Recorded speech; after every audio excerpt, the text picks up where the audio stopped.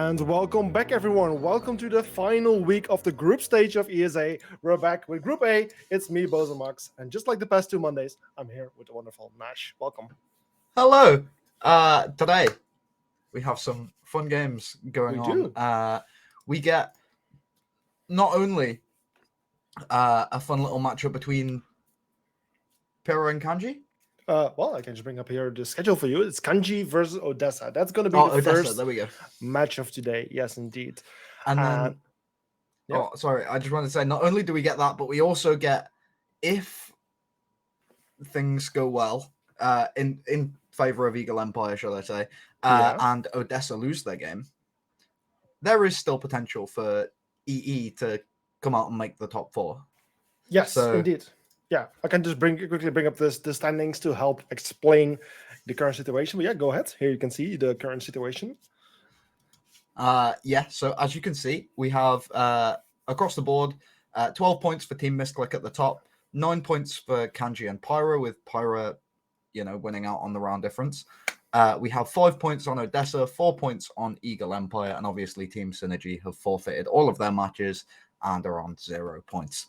But with Eagle Empire in the position they're in, they still have potential to make the top four. And with only one team really being in what is essentially the relegation bracket of their group, it's they're even safer in that sense, because it's realistically there's less opportunities for them to be knocked out because there's one less team in the running. Yeah, indeed. Currently, the top four of the group can only continue, where Odessa is currently in that fourth spot. So they are currently in a good spot, but they need to make sure that they maintain in that spot. And given the fact that they are starting out today versus Kanji, the team right above them, it could mean that this match could be very well matched, but at the same time, we have seen Kanji being very successful in the past weeks and also in different competitions, so they might be up for a challenge here. And at the same time, Eagle Empire, they are currently in the fifth spot, which would mean if they stay there, they will be eliminated. But of course, today is their final match. They will be playing against Team Pira, which is a pretty good team as well. So also they will be up against a very big challenge. But also for them, there is a chance to earn points, and kind of depending on what Odessa does, they still make a chance, because in the end, Eagle Empire can still earn 3 points, and if Odessa then would earn not more than 2 points, then it will come down to the round difference. But if Odessa will win their match, then it doesn't really matter what Eagle Empire will do today anyway. But also for other teams, basically the top three is already locked in. Team Misclick, Pyra, and Kanji are already all qualified for stage 2. They are 100% sure of a spot. The only thing that can change today is the seeding for the Swiss brackets, which is still of a little bit of importance. So even though those teams are already in a safe position, getting those points will be important to them. So, yes, as we are about to start the match, or we're getting closer to the moment the match will start, we're actually going to take a look at the prediction from our community. Unfortunately, this one hasn't been filled yet, so let me just quickly arrange this for a moment. Let me just quickly look for the information so I can make it pop up on your screen. Let me see. I got it. Okay. Usually this is something I'm supposed to fill from the beginning of this match, but for some reason I managed to forget it. So let me double check it. It's going to be... Okay.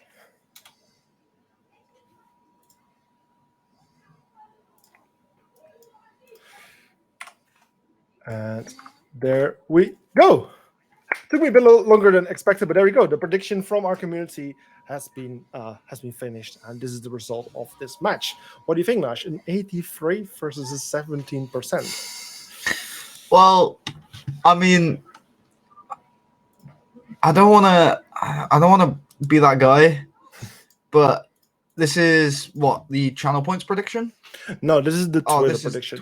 So usually under our schedule post on Twitter, you will find a poll which then basically runs for the day till the stream starts, and this is the result of that one.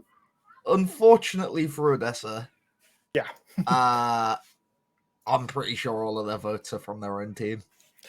It could very much be so, because in the end there were 23 votes in total. That means about, just doing some good math, I guess about at least 18, am I saying that correctly? Maybe 18 votes of those at least went to Kanji to give us this percentage. So a lot of people siding with Kanji here, which Yeah, yeah. it's a little unfortunate, especially with like the channel points vote. I thought I'd put some in just Mhm. on a random team. There was no sort of like intent behind it, but no one had voted for Odessa, so I put 7,305 points on Odessa, and I'm still the only person that's voted for them. I So mean, yeah, I don't know if you recall the past 2 Mondays that we have been casting together, but every single time it was the underdog doing fairly well. Like not we do all, have an underdog story on the way here. exactly, like not every single time the underdog managed to win, but they still always every single time they managed to surprise us. So and given the fact that these two teams are just right below each other on the standings that we saw earlier, there is a good chance that these two teams still have a proper chance of having a good match against each other. I But mean, before, yeah, sorry. speaking of underdogs as well, is in these matchups coming up today, these Mhm. two games that we are going to be watching, we have Odessa, Yeah. obviously, underdog in this game. Mhm. But if Odessa lose, Mhm. as I said, Eagle Empire, which are currently the underdogs for this group, Mhm. have an opportunity to steal. Sure. And Eagle Empire, it sounds harsh, but I'm just saying it how it is. Eagle Empire haven't won a game that they've played. The only win they have is a forfeit win against Synergy. Right, indeed. The match was actually played. It was actually a 3-7 score, Oh, but was just it because, played? yeah, it was actually played, but because of the Ah, fact that Synergy has been kind of like disqualified because of the amount of forfeits. For that reason, to make okay. it fair and the same for every single team, it has been counting as a 0-7 win for Eagle Empire. Oh, okay. That's Never why you mind do then. see the forfeit win on Wikipedia, but it was an actual 3-7 game. Yeah. So unfortunately, Eagle Empire. Okay, still backing up my point is they've won one game, and it's Yeah. against the team that has forfeited against everybody in the entire league. Yeah. So realistically, on this sort of ground that we stand Mhm. on, Eagle Empire need to prove themselves today. Mhm. And if there's a day to prove it, it's got to be today. So we'll Today is hopefully be seeing some good games out of all of these teams. Yeah, today is the moment because for both Odessa and Eagle Empire, this is a very important day and potential the last. It really depends on how they do and how their opponent does. And yeah, we will find out very soon. Like you already said, Eagle Empire, I mean, they are in the toughest position. They need to score at least 1 point to be able to equalize with Odessa. And Odessa needs to lose, which is technically possible. I mean, that means that Eagle Empire needs to at least get to overtime and then still lose it. But at the same time, Odessa, like we already said, Kanji. I mean, they're just right below each other on the standings at the moment, which could prove that this match might get very close between these two teams. So there is some proper opportunities there. But before we actually get a proper idea of how this match might go, one of the things we can actually look at is the map ends. So we actually get to know which map is going to be played for today. So everything is already pre-filled here, and it's going to be Clubhouse. Oh dear. Clubhouse. Okay. I mean, if I have heard one thing or another, it's that you don't think can take Kanji to Clubhouse. It turns out to be one of the better maps, apparently. I must say I don't know Kanji too well yet, as this is like one of the newer teams within the ESA Cup. They have been participating in other competitions, and I guess that's where people got that idea from. But yeah, Clubhouse. That's the map where we're going to go to. It's Kanji on the defense and Odessa on the offense. Something else I'd like to specify as well Mhm. is just the sheer sort of like confidence that both of these teams have in order to face each other on a map like this. Because realistically, on a map like Clubhouse in particular, you've got one of those situations where everybody knows the strategy. Yeah. Realistically, if there's any sort of flaws in what you're doing, Mhm. there's an issue with your team composition. And so no one should be messing anything up strategically. Yeah. So all it comes down to is the outplay potential from both of the teams Mhm. and the gunplay. Yeah. So one thing we are going to be seeing here is who's got the better talent. Because on a map like Clubhouse, because everyone knows the strategy so well, there's certain sites that are unfavorable that seem like the go-to sites in like ranked and things like that Yeah. are generally just terrible in competitive. Things like Yeah. CC Cash and even Gym Bedroom if you don't even bring the right operators. Mhm. So it's like you really need to knuckle down, make sure you've got some sort of like not obscure strategy, but something that's going to like surprise the opposite team in order to bring something new to the table and do something maybe like a Ying Rush or something like that. But I mean, I imagine that like with it being Clubhouse, we're going to see Thatcher go out the window. We're going to see Kate go out the window. We're going to see Solace go out the window, and maybe an Azami for rafters. That's like your 4 operators straight away. Like, and I think potentially they're all Mira. that's going to go. Yeah, Mira might also make it to the cuts, one of the commonly played operators on a map like this. But yeah, in the end, like you said, it really will come down to like how well the team executes their strategy and how well they just perform in general. Because in generally, the strategies are well known. It just comes down to not making mistakes and picking up the opportunities that your opponent provides to you in the end. So yeah, if we actually look at some of the opportunities here, I mean, it's Odessa starting on the offense. If we look at the statistics on Wikipedia for this competition, specifically for the season, currently Chalet 82 rounds played, of which 41. That's I'm saying it correctly. 91 rounds played in total. That on is Clubhouse, yeah. On Clubhouse, yeah. That's 56% going to the offensive side. So there's some opportunities there for Odessa at least to pick a good half, maybe go towards a 4-2 or potentially even a 5-1, and then have a proper opportunity against Kanji in the second half when they have had the role switch. So there's some opportunities there, but in general, I'm very curious to see how this will go. Currently just waiting for 2 more players on the side of Odessa. I just got a message from them that one of the players was running a little bit late, but he should be there fairly soon. But for now, I mean, we can just quickly talk about the other standings because we have, of course, 4 other groups today. Only 3 other groups today. Only Group A will be shown on the stream, but of course on Wednesday we will have a Group B. On Friday we'll have Group C, and on Sunday we'll have Group D. So talking about Group B, that's a very interesting one. Every single spot in that group already has been decided. So basically, Disco Pogo and Nemesis by Nightwolf, they have been both eliminated from this competition, and the top 4 have been qualified for the second stage. The only thing that will be important for next Wednesday is the seeding, because of course for the seeding there's a huge opportunities there. Minions is pretty much sure of being in the first or second spot, but if you especially look at E-Wave, Cook, and Empire, they're on 7 and 8 points, which can really stir up things which can make things stir up a lot on Wednesday. So those are going to be very, very important and interesting. But then we can also head over to Group C and D. So there are matches from Friday and Sunday. And also there, if you take a look, there has been a few things decided, but here there are still some opportunities. If you quickly take a look at Group C, we can see the Team Legacy by Avenger Gaming and Tracker Clan are not certain yet of their qualification.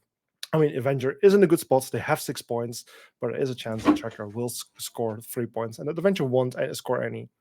And then both of those teams will be on 6, and it will be coming down to the roll for the round difference. And then for Group D, we have Yacht, Team Pools, and Tropics not being certain of their spot yet. And also there, things can change out quite a bit because both Yacht and Pools each being on 6 points. If they don't score any, and Team Tropics manages to score some points, then all of those 3 teams will be on 6 points, and will be there again, coming down to the map of the round difference. So very interesting matches coming up for this week, the final week of the group stage of ESA Cup, and after this, we will be heading towards the Swiss brackets, which not everyone might be too familiar with. But basically, the Swiss brackets is a very interesting, a very nicely competitive system where teams will be playing at least 3 matches. If they win 3 in a row, they will qualify for the third stage, which is the finals. But if in the end you lose 2 matches in total, you will be going to those loser matches, where instead of a BO1, you will be playing a BO3, and if you lose that match, you will be fully eliminated. So out of the 16 teams that will be going to the stage, only 8 will make it out, and will make it towards the final stage, which will be the very well-known single elimination brackets, where there will be an additional match for the third and fourth spots. That's definitely going to be interesting to watch. Very, very fun. Yep, and this is unfortunately the wrong screen. Excuse me. Of course, I meant to switch to this one. Currently, just one more member of Odessa missing in the game, unfortunately. So we're checking if he is there. But just to be sure, we're just quickly going to transition to a little screen so we don't need to stall and talk for too long. And as soon as the players in the lobby, we are going to continue with this match, and we'll jump straight in. So we'll be back soon with this match. See you guys soon. Bye.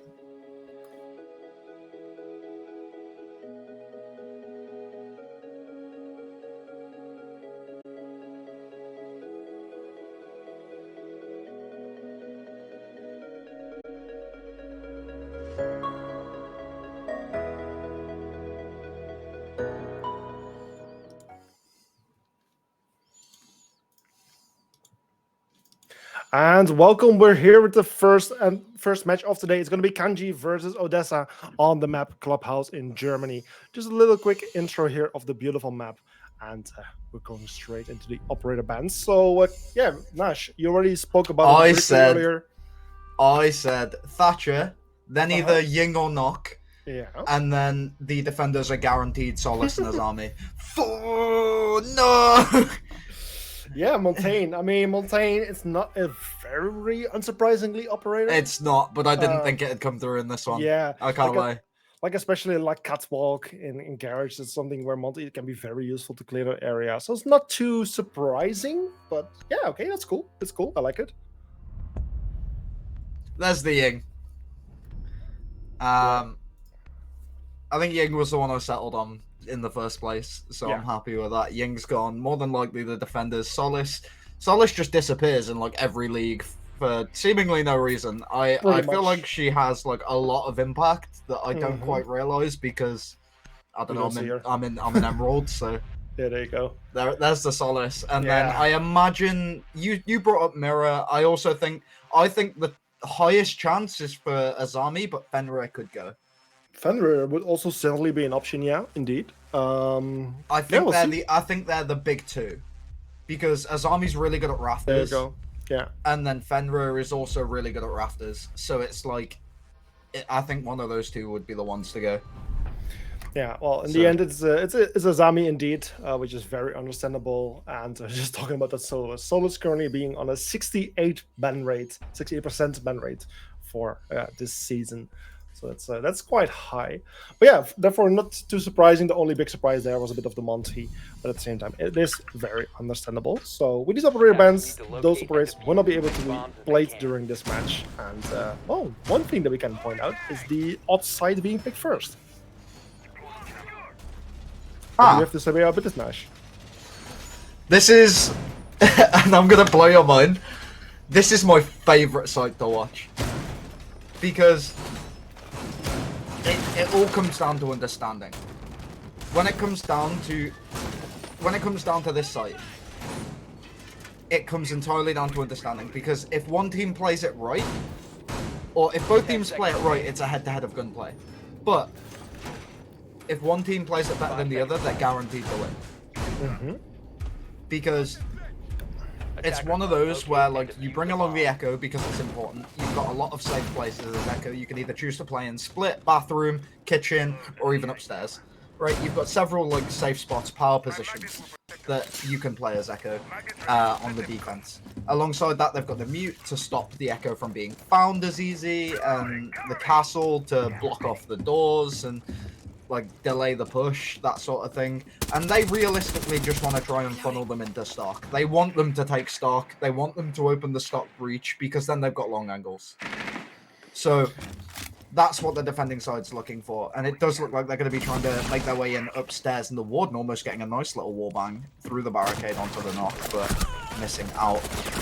As well, Mike comes sailing out the window and finds two. Wow, yeah, that's what a way for Fazon to open this round, just finding two attackers very easily with a beautiful jump out, taking out both the net and the Ash. There's a great bit of utility lost on the attacking side as well. Luckily for the attackers, the Termite and Diana are still in play, followed by the Nomad. So there is still some opportunities, but the man advantage, or at least the equal man count, that's completely lost. They're finding themselves in a disadvantage, and they will struggle to continue to get further control of this map. But with three people, especially like I said, that Termite, there are still some opportunities. Opening these lines of sight and entry points will certainly help. We'll see whether they will be able to restore things, getting back to equal lineup. But Fazon has other plans. Bro, this guy jumped out that window twice and got 2 double kills. He got 2 double kills each time he jumped out indeed. So a beautiful quad kill there from Fazon. And there was one more member, I believe it was Hydex indeed, with the final kill there. And yeah, before we were even ready to talk about the possible execution or whatsoever, proper gunfights, it's already happening outside of the map. So very interesting way for Kanji to start on this first round. I guess it is a bit of a way to set the tone and kind of a message towards their opponents. Like, hey, you're absolutely up for for the damn hard challenge.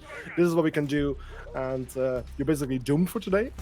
And I guess Kanji did a pretty good job on bringing that message towards their opponents by absolutely slaughtering them. If there's any way to assert your dominance in a game in round 1, that's the way to do it. Jump out a window twice, get a quad kill, end of, flawless round done. There you go. They're going to be coming into this round confident now. They brought along the mirror, they've got the Goyo, they're going to be trying to stall.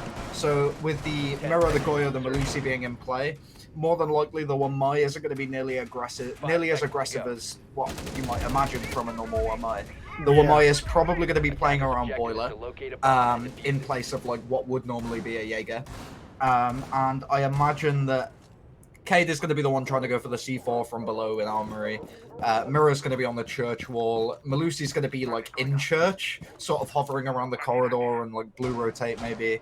And then the Goyo's going to be the one that gets aggressive, as we can see him in secret right here.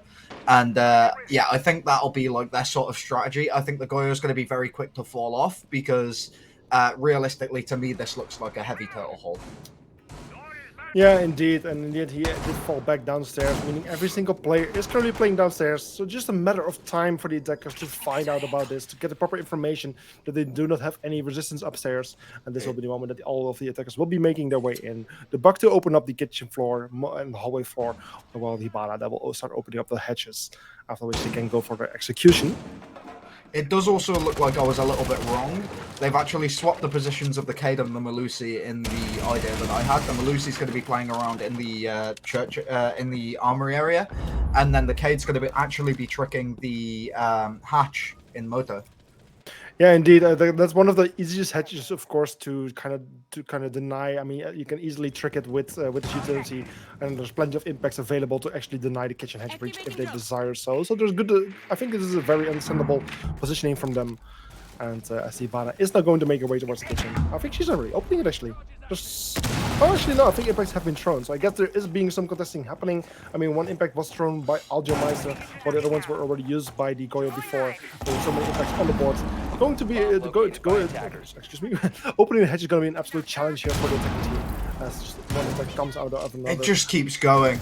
Yeah, but one good thing for the attacking team, the impacts have run out, but unfortunately for good thing for them as well, Klubi has managed to get a kill on Hydex, so it's now 4 versus 5. They're going to manage to get this hatch open, but really to what effect? The Goyo's gone down, but Goyo has very, very passive utility. It's something that's already down on the ground.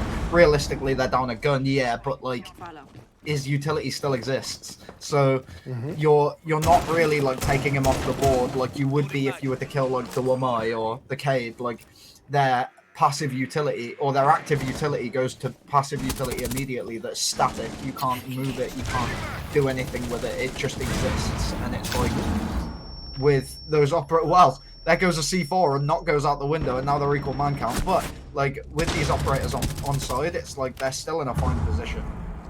Indeed, they're still in a good position with only 14 seconds remaining. The attackers really need to hurry up, and lots of damage being done there. I guess by, I'm not even sure how the damage happened. I guess it was the fire of the Goyo, but in the end, lots of kills happening on each side. Gold with a double kill. Bring it to 2 versus 2, but Hibana, she's going for the plant and manages to stick it with the buck there on the cover, perfectly managing to go for the cover. This way, the diffuser has now been planted. It's a post-plant situation with 30 seconds on the clock. Yusuf finds 1 kill, Ajax, and the Gold finds a kill there on the buck, leaving only 2 defenders left standing with 26 seconds on the clock remaining. Plenty of time for them to go for the defuse, meaning this round will be going to the defensive team of Kanji, putting the score on 2-0. 2 quad kills in a row. Did he? Actually, no, yeah, 2 different people, but it was 2 quad kills in a row. And realistically, if you're on the side of Odessa here, you're like, okay, what's going on? Like we need to isolate these players. We need to pressure their positions, because at the moment there isn't much pressure coming onto their positions. They tried to flood several players onto site, and in their sort of respect, it did nearly work. But when you're just pumping players onto site, and you have people with C4s still in hand, for example, watching Gold absolutely remove the knock from the game in his first kill of the round.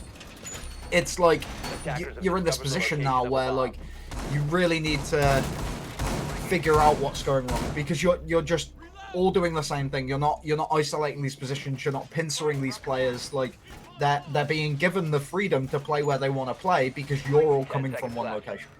Yeah, because in the end, I'm wondering whether the knock actually was needed. Like, she was play from the main stairs, but I'm questioning what extent it was even needed for her to cross that hallway. If she would have just maintained that spot and her teammates would have done all the action and go for the plants, she would have found herself in a perfect position to just at least deny the hallway, which is a very high traffic area, and she would have found herself in a very strong position to deny from the defending team.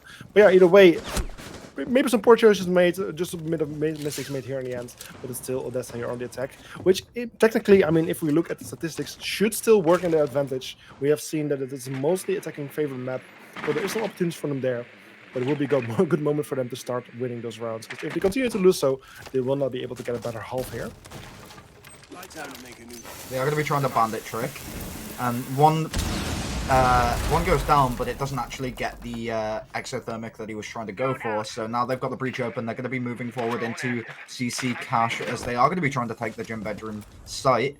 And obviously, well, I say obviously, but for some reason they've completely left the jacuzzi wall soft. Looks like they were going to try and use a mirror to deny it, but didn't work out in the end. Now the Thatcher nade goes off to open up the construction wall, and that's both your exothermics down, and with the patience on the thermite, that's going to be your exothermic gone. So realistically, you've gotten one wall open that's completely across the map from where you want to be, and you're now stuck. You've got to push like one of the two sides that you can push from, and one of them you can't even get the wall open because it's soft. And you haven't brought any real soft breach utility. No, indeed. Members of Odessa just have been able to peel off a little bit, so a few layers of defensive material from the defenders, but in the end, they haven't established proper control. They are trying to get some control here over cache and CCTV. Sorry, there's a minute 15 left, and there's a man still on red stairs. Like, this guy hasn't been pushed out yet. Yeah, it seems like he's it now looks finally... like he has fallen off, but yeah, it's crazy that he was still on red stairs for that long. That's insane. Yeah, because it was about time, because it's one of the key positions the attacking team needs to take control over, and there's not much happening yet. Ark's just waiting there and waiting there. I guess he just doesn't have any information about what's going on there, and he just doesn't dare to push it. But in the end, he must, because it's a very important position to take control over. But in the end, it's Grint getting killed on Jutes. Hidex with a kill on Xerox. It's getting closer and closer, even with the Yana already going up the central stairs, a position you don't see attackers coming from too often. So they are in a position where they can actually do some real damage here. But with a 3 versus 4, the attackers do need to hurry up, as there's only 25 seconds remaining here. If they do, they are going to be pushing their way into site. It is going to be a 3v4, so Odessa do have the favor here coming into this matchup, and Aja just walks out in front of everybody, as now the man through the wall is going to be going down to the Frost in construction. Not quite the Jaeger, but now a 2v2 situation. The Thatcher comes in from behind, manages to get that kill, and now it's going to be a 1v1 between Thatcher and Jaeger, as now they are just going to be aware slightly of each other's position, but I don't know if Thatcher's going to be able to make his way through in time to be able to stop this defuse. If he does decide to stick it at any point, these fakes are going to be trying to bait him out, and he is going to decide to stick it a little bit. The Jaeger falls off, tries to peek the rotate, doesn't quite find the frag. He's going to be pushing up, aggressive, doesn't find it. Ryuji pulling out the first round for Odessa. That's indeed finally the first time for first round for Odessa. About time, I would say. It was getting way too close for comfort here, but luckily they managed to nail down and get the first point. A 2-1 score, still their opponent Kanji in the advantage here, with a 1 point being 1 point ahead of them. At least the offensive team, we should be having the advantage here if we look at the statistics. Finally makes it work. So we got 3 more rounds remaining right now, and we'll see how things go. There's a good chance that Odessa will be able to secure further rounds and get like a nice health for them secured. At the same time, it can really go either way from here. And yeah, well, we'll be following the same cycle of bomb sites. We're going back to the backstage bar bomb site. Yeah, I mean, if you've got practice on it, why would you not? It looks like well, I'll say it looks like, just in general, like not a lot of people have really given this site much of a chance. There is a few teams that give it a go, and the few teams that have given it a go have had a lot of success. So, realistically, why wouldn't you if it's worked for you once in the past anyway? And also, you can bring along this operator lineup that is so effective on this site in general.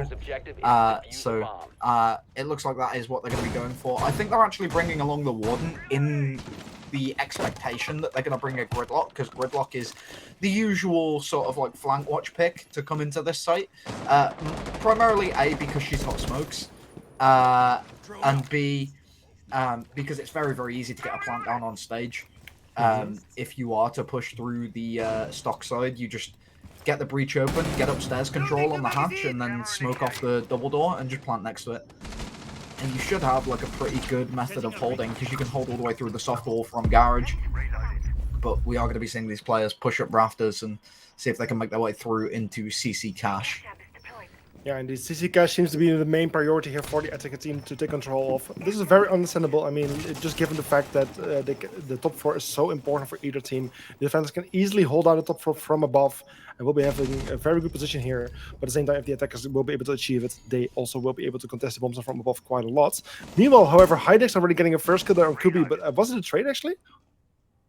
I forgot to check, but both sides suffered one casualty in the end. It's the Warden lost versus the Nomad lost. So both valuable operators lost on each side, where the attackers now getting further control. Slowly but slowly, they are getting they have now established cache control at least. I mean, that they've made their way through, but they haven't quite found the Echo Drone upstairs yet. They do manage to get it. It's going to be the Thermite that finds it. And they're just going to be trying to make their way through onto, looks like construction, and take this upstairs side towards Gym. Very nice little pixel angle going through to logistics to get the mute there. And now it's just going to be the Wamai remaining upstairs. And realistically, if I'm him in this situation, I'd have just fallen off, gone down the hatch, played around the billiards area, because playing in this position with as many people that there are pushing you and the amount of different directions they are allowed to go with logistics being open, it's a bit unfavorable for you. But if you're able to get this peak round onto the Lion that's going to be in construction, it's going to be perfect for you, because now you're going to be in a 3v3 situation. There's only going to be a couple players coming towards you, and no one's really going to be playing around this top floor anyway. So Faison's going to have such good rain coming into this post plant. Yeah, Faison was the player who was very effective in the first time they played the bomb site. He managed to go for the quad kill by jumping out of the building twice. He has prepared the windows, but I guess his plan won't be working this time. But something that does seem to be working is throwing impacts. He did do a bit of damage there on Krins, who's now less than 50% of HP, which will make future gunfights a bit difficult. But something else is going to be difficult for the attacking team is the amount of time remaining. Again, only 18 seconds remaining, and they still need to get the diffuser down. They do have side control. The Thermite is going for a plant attempt. Luckily, there's Krins going for the covers. The same goes for Zero, so both very good cover from both of these players. And the Echo Drones were already dealt with a little bit earlier, after which the Diffuser now has gone down successfully. Gold does get one kill on Ajax, but now finds himself in a 1 versus 2 both plant situation with 30 seconds remaining. And yeah, it's Xerox with the final kill there on Gold, taking them out and securing one more round for Odessa. That's 2 rounds in a row, back to an equal score of 2-2. I mean, here we are. We've managed to equalize the score to 2-2, which isn't expected, especially after how dominant the first 2 rounds were. So realistically, coming into these next couple of rounds, we're going to be seeing probably a bit more of a defensive nature coming out of Kanji, because they really don't want to be sacrificing rounds here, especially when it's so important for them to keep these remaining teams down, because, you know, Siege is very much a mental game, and coming into like a playoffs bracket or something even of the sort, you're going to be looking to be at the top. You're going to be looking to be top seed, because it shows that you're worth something. So realistically, if I'm Kanji here, like, you've got to rein yourself in a little bit, play it a bit safer, because 10 seconds left.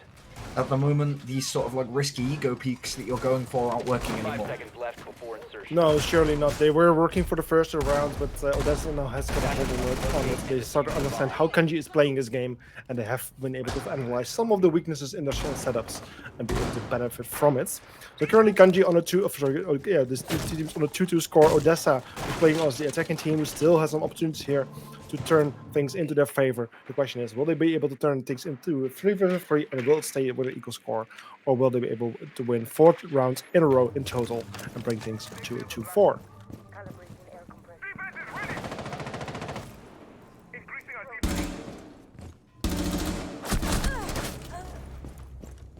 Time to redecorate. Target online.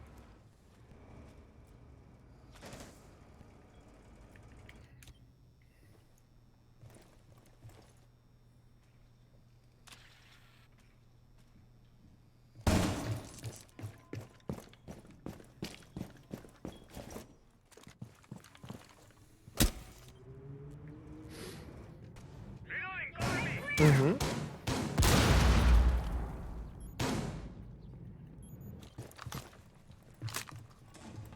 Yeah, surely another thing the attackers, of course, have been able to achieve right now is the top floor control.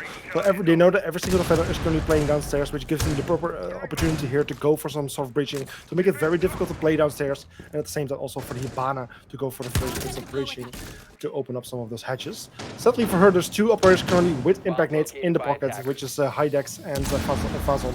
Both of them can throw impacts to make it very difficult to open up the hatch, but unfortunately for Hydex, I think it was his own impact when he had popped his canister, doing a bit of damage on him, but still the hatch so far has been closed, which is still a good thing, as the Hibana pellets are now being activated once more, and he is out of impact nades. The hatch will be opened up. See you on the other side.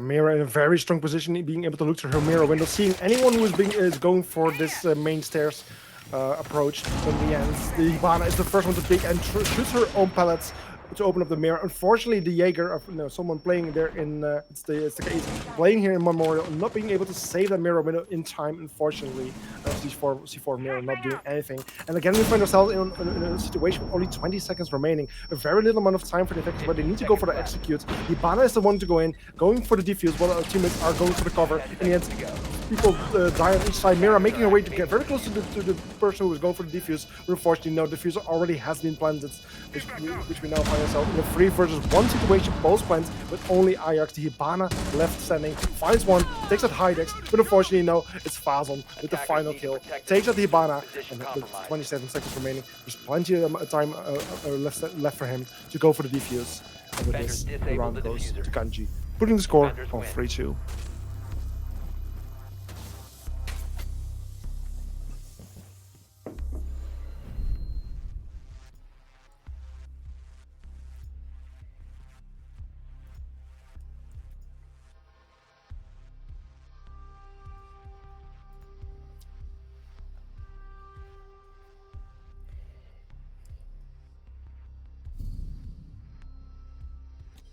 Yeah, indeed. And also one funny thing I want to mention is that some of the Team Mystic members are currently inside of the Twitch chat, and one of the things they are very much hoping for, because of course they are not playing today, as their opponent did forfeit and drop out of the competition.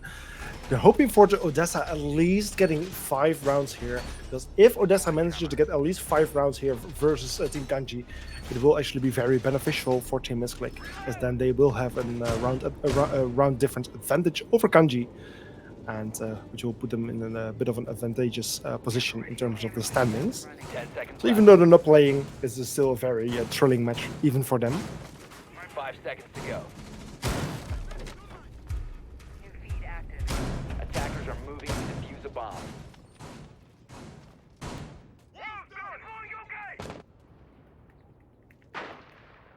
Camera feed.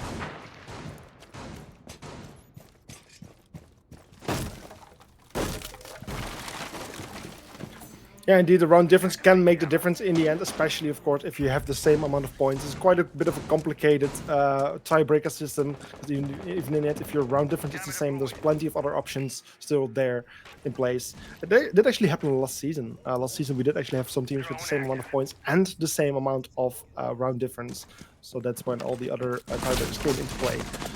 But let's just hope that won't be the case here, and that teams will actually be able to differentiate them from their opponents in terms of points and round differences. But oh, Fazon, again, same bomb site, different kind of positioning. Again, playing here upstairs, gym window, not jumping out this time, but still finding someone outside of the building and taking out, in this case, Grint the Ash.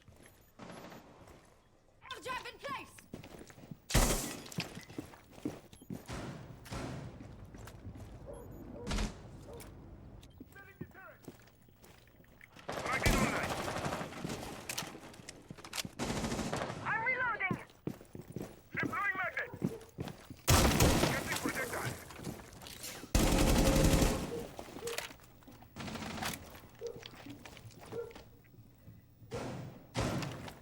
Swapping mag.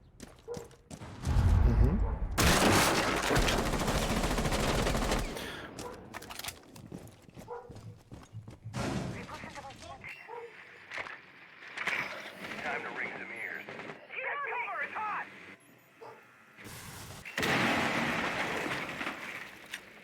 Yeah, very nice opportunity to equalize the man count, just slipping through their fingers. Very unfortunate, but one thing the attackers now have been able to achieve is getting top floor control, something they really haven't been able to achieve in the previous times they attempted to attack these bomb sites. So at least that's a bit of an improvement there from the side of Odessa. This will give a very good opportunity here for the Buck to go for the soft breaching, to make it very difficult to play downstairs. But also the Termite. No, Termite doesn't have a single bit of breaching utility anymore. Very unfortunate. Cannot open up the stage wall, but luckily the Buck still playing upstairs. Finds gold through the hatch. It's now a 4-4 situation. Oh, the Termite charge was already placed. Attackers bombed the My bad. drop. Terminite offline.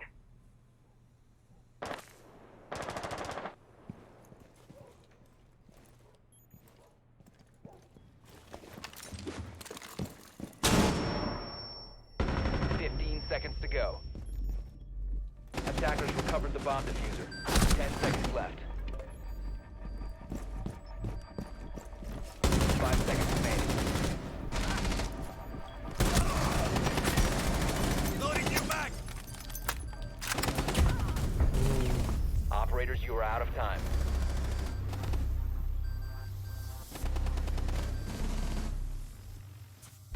Yeah, again, the defenders just being able to retake that top floor, such a valuable position for either team. And as the attackers are just losing too many people downstairs or not having enough time remaining, they need to go downstairs, need to give up that top floor position. And yeah, every single time, Kanji is being able to retake it and help working into their advantage. So very well played from Kanji there. 4-2 split is a very good split, especially given the fact they started out as a defending team. And with them now on the offense, things should go very well for them.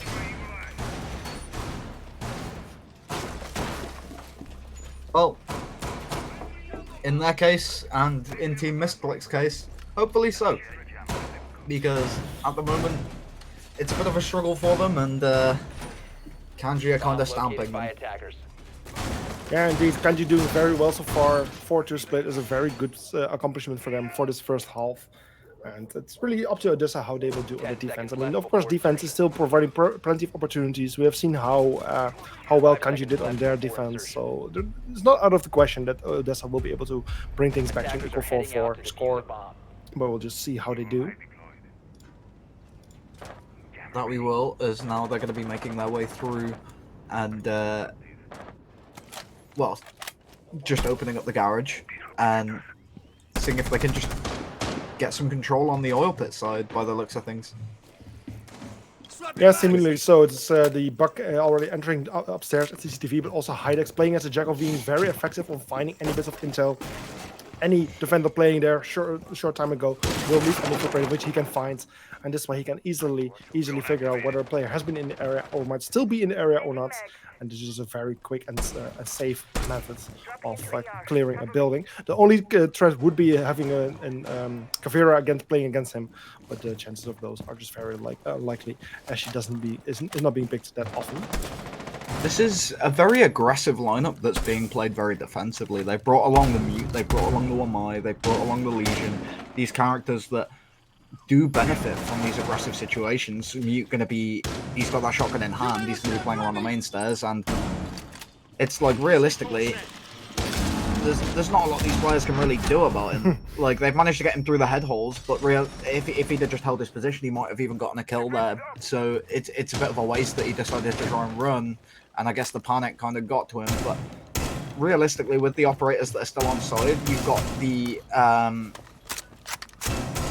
you've got the Maestro, who's going to be very, very sort of like defensively inclined alongside someone like the Cade. But I imagine the Wamai and the Legion, especially coming up towards the late round, are going to be super aggressive.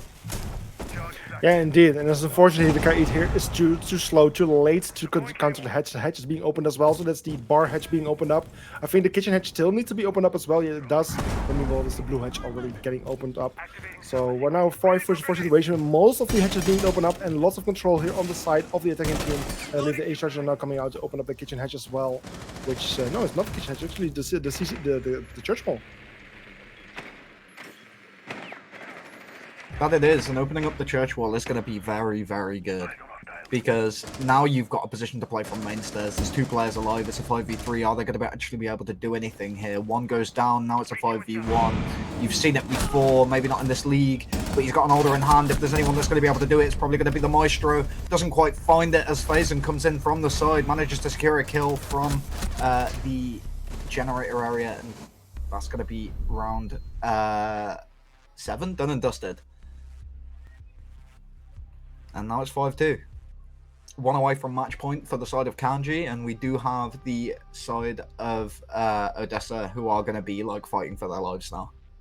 Yeah, it's a 5-2 situation. Currently, it's Kanji 3 points ahead of their opponent, being in a very good position to win this match out very, very soon. And it's really up to Odessa to, like, they need to start winning rounds right now, because if they continue to lose, it will be over very soon for them. I cannot imagine finding themselves in the 6-2 score will be good for them, for the morale. And they just really need to start winning some rounds to just get the morale a little boost, get a bit of motivation going, and a bit of a good atmosphere within the team. Otherwise, it's not going to help in their favor. So very important rounds for Odessa from now on. And we'll be going back to the same bomb site below, where they now will be going for their second attempt. For anyone that didn't catch the conversation earlier, the reason why the Team Misclick players in the chat do want Odessa to get 5 rounds in this match, at least, is because it gives them a better round differential between Kanji and themselves, if Kanji do come out of this game with 3 points. So, just for anybody in chat that's wondering, so you're less confused, but with the round that is currently ongoing, we do see, once again, the same lineup, only really swapping out certain operators. For example, the Legion has been swapped out for the Goyo for a bit more of a defensive operator. And realistically, I think that's like the majority of the changes that needed to be made, as Xerox manages to find one very, very early onto Hydex. And that's going to be your Twitch going down, so you're going to lose out on all of that utility. Alongside that, you're losing out on the F2. The Buck's now on 1 HP. Yes, he has found Xerox, but only 1 tick of that fire on his passive utility now is going to be able to, you know, take out his toes. Yeah, indeed. And with the 4 versus 4 situation, is QB actually retaking this eastern stairs position, which is a very strong position for him to be in.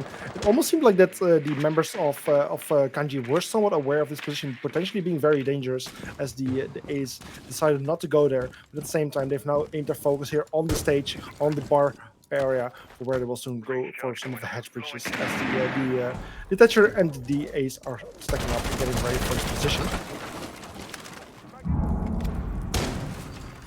Yeah, we do see the Thatcher getting ready to help open up that hatch there. And that scared me a little bit, the Buck sprinting towards the electrified hatch on 1 HP. A little worrying, but they do get it open. He did play patient enough in order to be able to not die to the electric. And it looks like the Ace wants to try and open up dirt. The Alder finds one through the floor, I think. Yeah, that was the Buck, who was very low in HP, so of course only 1 bullet was enough from the Alda. So a bit of spraying would already be enough. I guess it was through some verticality that was made by the Buck himself. But yeah, that's a 3 versus 4 situation with 55 seconds remaining. I was actually just getting ready to go for the execute. Hedges, however, still need to be opened up. So it's going to be very difficult for them to go for a proper execute here. At least not through the kitchen hatch. As there's only one ace charge remaining. QB with a kill there on Yuts, leaving us in a 2 versus 4, which is not looking too great for Kanji here. I mean, being able to use vertical pressure against the team that's using vertical pressure on your team is going to be very good for you. You've managed to take out that extra player that's going to be playing and trying to get angles onto the people that are playing in Armory, and now it's forced for these players to go for some sort of hot drop. Thatcher tries to take the swing, but gets absolutely annihilated. In comes the impact nade. FaZe and DC's big rage quit, and that's going to be a round for Odessa, and it looks like we're probably going to have a tech pause, maybe? Yeah, indeed. I'm seeing here that it needs to be paused, so I'm quickly going to do it. Is a little bit of a weird one. Kanji definitely still had some potential to come back in that round, but it was a bit scary for them, and I feel like it is definitely a deserved win on that round for Odessa. Yeah, indeed. I'm just quickly checking things here. Yeah, apparently one of the players lagged out. The player was actually still alive in the previous round, even though he didn't stand much of a chance to actually clutch things out as the timer was getting very low. But apparently he lagged out. We're just going to wait for a little bit for him to rejoin, and hopefully he will be able to rejoin without us needing to rehost. I'm just gonna mute my microphone a second. The wind just blew open my door. Okay, yeah, sure. Go ahead. So we're just hoping that the player can rejoin in this case, that we don't need to do any rehost whatsoever, because that will be an absolute time waste in this case. So we're just at the moment very closely communicating with the teams and hoping that the Kenji can inform us that they will be able to rejoin very soon, or we'll see the player just pop in anytime. But yeah, a 5-3 score. Finally, Odessa winning their first defensive round, putting them on a 5-3 score, just 2 rounds behind their opponent. And I think winning that 8th round was a very important one for them, as otherwise they would have been on a 6-2 position with their opponent being on match point. Well, yeah, with them being on, 1 round away from match point, Odessa finding that round there could definitely be a big difference maker for them. Yeah, surely. I mean, we're only 2 rounds away from exactly what Team Misclick wants, so... Indeed, Odessa needing at least 5 rounds in this case, so there's an opportunity here. But we'll see how it goes, because I mean, Odessa finally securing a point, providing some opportunities for them to still get some further points for the upcoming rounds as well. This could be turned into a 5-4 or a 5-5 score potentially, and as we're unfortunately getting the information that the player is not able to reconnect, it means that we unfortunately need to do a little rehost here. So we'll be back soon. After a little rehost, and hopefully we can resume the match very, very soon. So see you guys in a bit. Bye-bye. Bye.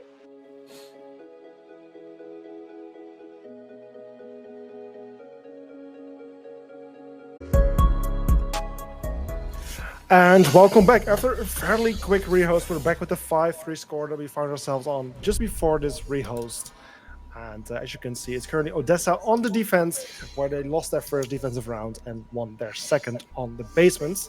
So they can no longer go to the basements, and with gym bedroom and the CCTV cache bomb site that we haven't seen yet so far, haven't really seen yet so far.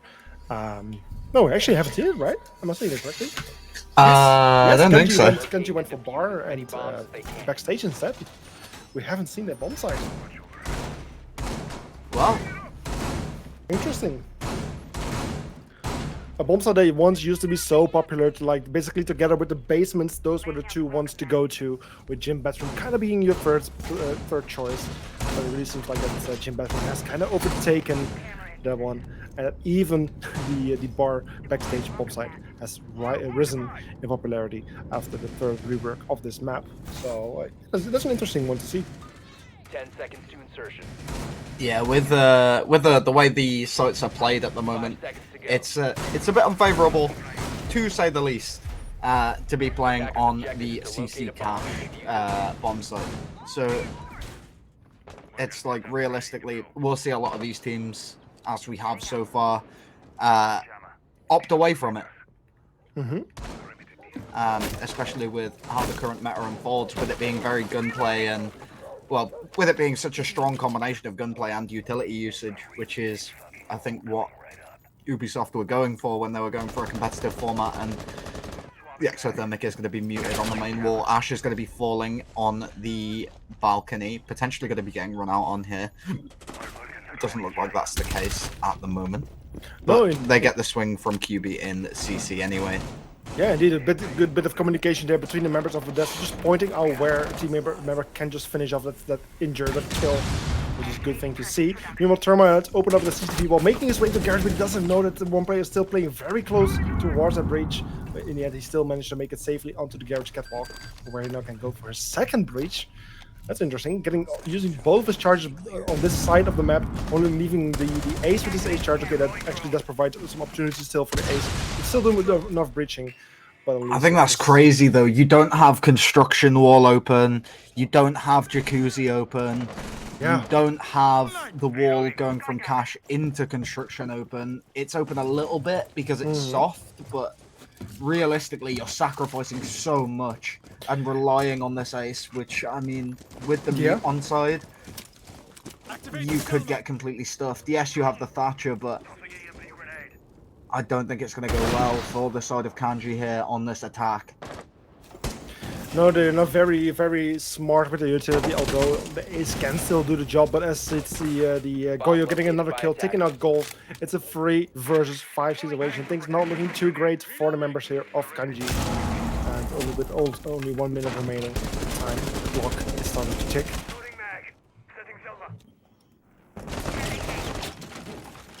3 versus 5. Attackers trying to find a way in, trying to contest from the windows as well. Currently the Nuck trying to find control here over construction, but Yute's getting lots of damage there, but finding a kill, even though it's Xerox, the Valkyrie taken care of, and Ajamai currently playing on the windows, trying to find a kill. And this is surprisingly turned around a little bit. He's managed to find the Frost. Aljo on the balcony. Kanji might actually be able to pull something out the bag here if they really try. Yeah, there's still some good opportunities here, although the time is starting to tick down. There's only 15 seconds remaining, after which the Goyo gets a kill on Aljameister. It's all coming out of Yutz and Fazon. Yutz currently playing outside on the windows. Even still needs to enter the building, where Fazon is trying to find his way from logistics. Might find one very soon, but no, the shotgun of Ayers finds him instead. And it's Scooby with the final kill there on Yutz. Adding another round there to the side of Odessa, putting the score on 5-4. The comeback of Odessa seems more possible by the rounds as they progress. Definitely does seem to be the case. I mean, we're at 4 rounds now for Odessa. It's going to be pretty disappointing if we go to 7-4 for the team Misclick, because what Misclick want, as we've discussed already, is for Odessa to get 5 rounds. Yes. Or win. Because if Odessa get 5 rounds, Misclick have a better round difference against Kanji. So no matter if Kanji or Odessa win, Misclick are going to be in the lead. And that's what they're looking for, and all they need is for Odessa to get 1 more round. Yeah, it's interesting how other teams can have so much influence on your standings. So that's a very cool feature with the group stage, of course, with the way this works. And like I said, Team Misclick is not participating today. They got a forfeit win, and even though they're not playing, they're still watching with a lot of attention here. We're seeing an interesting pick. One that we don't see too often. Grim is being considered by Aljameister. Bring on the bees.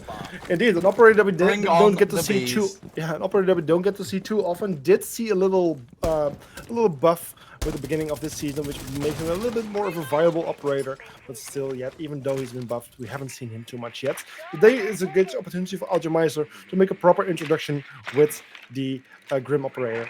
We'll see how he will do. I was gonna woo louder, but I'd probably peak my microphone. But as we move into this round, Hydex is looking to take it quite fast. He's already moving up the main stairs, and with them being on CC cache site, which is the first time we've seen it. It is the first time we're seeing that. Indeed, it's the first time we're seeing that, and Kanji is making quick work of their approach, already taking very quick control of the western side. They're already in logistics, and there's not a single defender there to just meet them. Currently, just right now, the defenders are finally learning about this approach, knowing that the attackers are coming from this side, and there's no one there to really stop them. Well, in fact, yeah, there is no one there to stop them, and with the control that they have at the moment all the way over that side, they are going to be just making their way through. I mean, Grim's got the bailiff, so he doesn't really need to worry about soft breaching on that wall. He can just open it up for himself on a rotate. And now we've got the Thatcher and the Ace going to be trying to open up this main wall. They've got a hole at the top, so Thatcher can watch a hole on the rappel all the way through onto rafters to potentially see if he can get something for himself here. And the Bandit looks like he's going to be completely falling off. So if they go for this one more time, they should be able to get it open, depending on whether Thatcher has the nades remaining too. Indeed he does, he has 2. Yeah, there's plenty of opportunities here for them to still go for the breach. The only thing that could potentially stop it is the C4 in this case, but so far that's not happening. Tech is also aware of a lot of presence here downstairs, and is Gold making quick work of that. Taking out Ajax, but also QB losing his life. I don't think that, I think that was the other player playing downstairs as well. Yes, Yep. both players who were playing downstairs have been taken care of. And I think Look at this construction presence. I'm sorry to interrupt. Look at that presence from the attackers. They have established a perfect situation for themselves to go for and execute very soon, and as every member of Odessa starts to fall, they don't even need to Flawless attempt the round. plans. It's a flawless round indeed, as Krint was taken out there by Fazon. And Kanji now finds himself on match point with a 6-4 score. Beautiful round.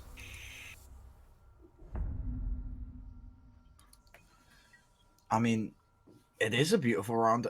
It's kind of crazy, like, what you can do coming into this, because it's like, it's super close to what, for example, Team Misclick won. It's super close to being a 6-6. We're only 2 rounds away from potentially seeing it if Odessa are able to like really pull this forward.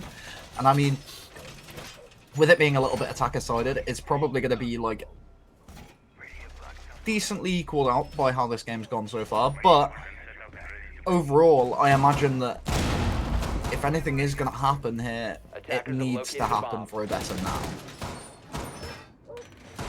Yeah, it's really do or die for Odessa right now, because of course, if they just lose a single round in the upcoming 2, they will be they will not be eliminated, but they will lose this match, and it'll be up to Eagle Empire whether they will be eliminated or not. But yeah, the upcoming 2 rounds, they need to win 2 in a row right now to still have a chance to go to overtime and kind of take away that chance from Eagle Empire. And that's of course something Odessa is looking for, because they don't want to leave the fate in the hands of their opponents, in the hands of Team Eagle Empire, and they want to secure things right here and right now. And those upcoming 2 rounds are going to be extremely important for them. One thing I do see on the side of Odessa is a Mozzie, and some people may look at a Mozzie being on side and just think it's any other operator, but bringing along a Mozzie, specifically with a Mew or a Goyo, depending on how you want to play it, means that they're going to be super aggressive. They're going to have those players on top floor, and the Mozzie goes down first. So, realistically, Odessa are already on the back foot, and they may already be in the bin. Yes, Mozzie is very much an aggression-based operator, and realistically, if he's not getting kills, he's not worth anything anyway. So, yeah, the deadly window where Gold is playing. 2 members of Kanji of Odessa, finding themselves being taken out on almost the exact same position right there. You can see it, where the 2 bodies, where the 2 people fell. And that's not the play from Odessa. Losing the lives, something that should at least the Xerox, the Goyo should expect it to happen. It's something that just happened. And within a very short amount of time, they already find themselves in this 5 versus 3 situation. With attackers on the hunt, getting further control, putting pressure on the level below with the sledgehammer. And also soon those hatches will be opened up, and it will be very difficult for Odessa to still defend their bomb site. yeah, the only issue for the attacking side is they don't have that Buck who is able to be more sort of evasive while opening up the floor. They obviously are bringing along this Sledge, who is a bit more static and very much just kind of sitting on the holes he opens the moment he opens them. So if they're going to go for a C4 from below, now's going to be the time. And I mean, the KD is going to be playing around that area, so I imagine that we could definitely see it happen. Or he seems to be moving closer, but I'm not quite sure. Yeah, one of the only things that is still in the way is the Bomai was still having impact nades. Was impact tricking the hatch for a little bit, just slowing down the attacking team a little bit more and wasting a bit of their utility. But in the end, the hatch will be opened up, and the attack as well will now be able to go for a pretty good execute. And there goes the C4. Sorry? There goes the C4. Oh, C4 of the Kaiji. Yeah.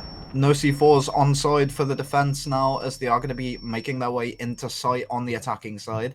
The Knock going to be playing around that bottom main door. The Hibana going to be over towards Kitchen, and now they've got a few players on Moto as well. So more than likely, it's going to be a bit of a staggered drop in order to be able to make their way through onto the site. They're trying to throw nades down onto the player that's going to be playing behind boxes. Down comes the Hibana, now onto site, going to be trying to go for that plant. They managed to find the kill onto them, and now it's just going to be the Cade and the Maestro. Make that just the Cade, as now he's going to be the last one alive in a 1v3. Is he going to be able to find any of these kills, as they are just going to be pushing him super aggressively? Finds one. One's going to be playing around in blue, and Hibana's going to be on the plant itself. The frag is found by the Jackal of Hydex, and that's going to be GG's. Kanji take the match 7-4. Indeed, 0 points for Odessa, not climbing in the standings, and unfortunately also for Team Misclick, only 4 rounds. They were 1 round short for Team Misclick to have their favorite outcome for this match, but unfortunately that didn't happen. A 7-4, a beautiful score for Kanji, which only strengthens their position and earns them 3 extra points, which I mean, they were already secured of a point of a space in the next stage, but their seeding is just getting a little bit better now. For Odessa, they're not changing anything. They're staying on the same amount of points. I believe it was 5. Yeah, I think it's 5 points. And it's really up to Eagle Empire whether they will be able to qualify or not. Because if Eagle Empire still wins, they need to get at least till overtime. I believe win overtime at least to still have the same amount of points as. No, am I saying that correctly? They need to win, whether it's in overtime or in regulation. Yeah, we can actually, if they win in either of those standings, then they overtake Odessa and take that top 4 position in order to be able to bring themselves into this double elimination. Yeah, and if Eagle Empire were to lose in overtime, no, then there's then it's all about round if. Yeah, then there might be an opportunity for them. So Eagle Empire, I mean, obviously the best thing they can do is win in overtime. Oh, yeah, at least win in overtime, get those 2 points.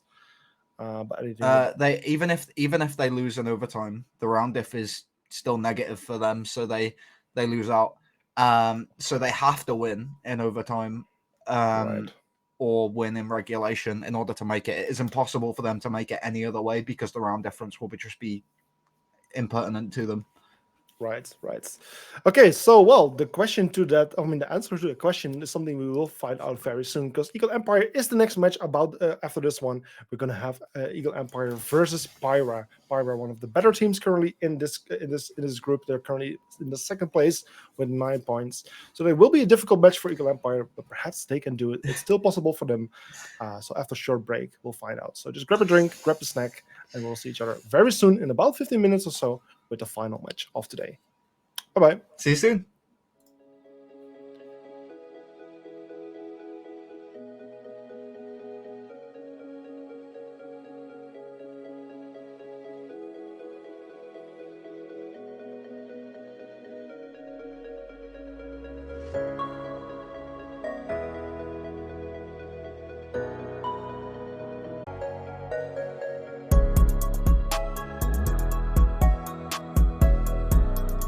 And welcome back. We're here for the final match of today. It's gonna be Pyra versus Team Eagle Empire, and we're back. It's me, both of us, and still Nash. Welcome back, everyone.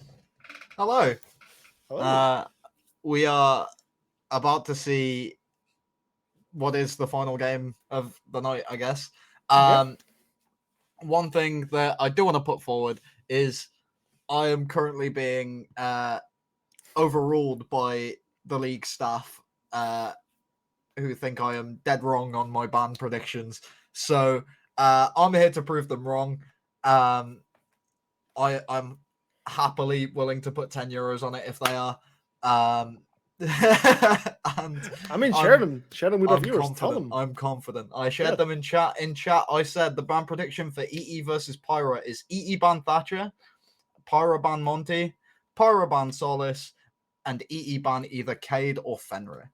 Okay. Based on the bans that I've seen previous from them in this league.